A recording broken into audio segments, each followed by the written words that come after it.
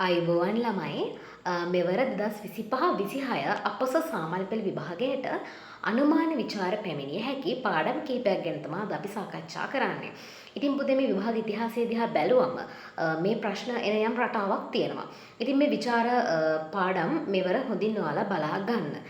ඉතින් 10 වසරේ ගත්තොත් එහෙම 10 වසරෙන් සතර කම්මන්ත්‍රණේ පාඩමෙන් මෙවර විචාරයක් පැමිණීමේ ඉඩකඩක් තියෙනවා. ඒ වගේම තමයි ගුත්තිල කාව්‍ය පාඩමේ විචාරයක් පැමිණීමේ ඉඩකඩක් තියෙනවා. ඊට අමතරව 10 ශ්‍රේණියේ පාඩම්වල 10 ශ්‍රේණිය අවසාන පාඩම වන ලෙන අධ්‍යාර යාම එහෙමත් සිංහ බහු පාඩමිනුත් මෙවර අනුමාන විචාරයක් පැමිණීමේ සම්භාවිතාවයක් තියෙනවා.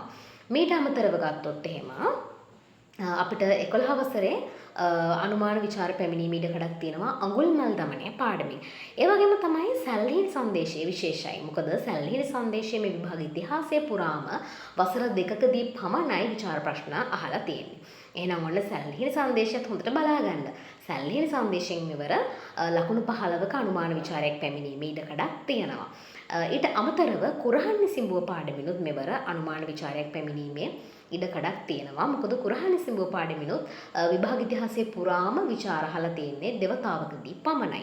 ඉතින් මම මේ කිව්වේ ලකුණු 15කින් අහන්න පුළුවන් විචාර පිළිබඳව. ඒ කියන්නේ ලකුණු 15ක් ලැබෙන විචාර පිළිබඳව තමයි මේ සාකච්ඡා කරේ. ඉතින් මේ පාඩම් ටික හොඳට බලා ගන්න. ඔයාලට පුළුවන් වෙයි එහෙම වුණොත් විචාර ප්‍රශ්න ටිකට සාර්ථකව මුහුණ දෙන්න.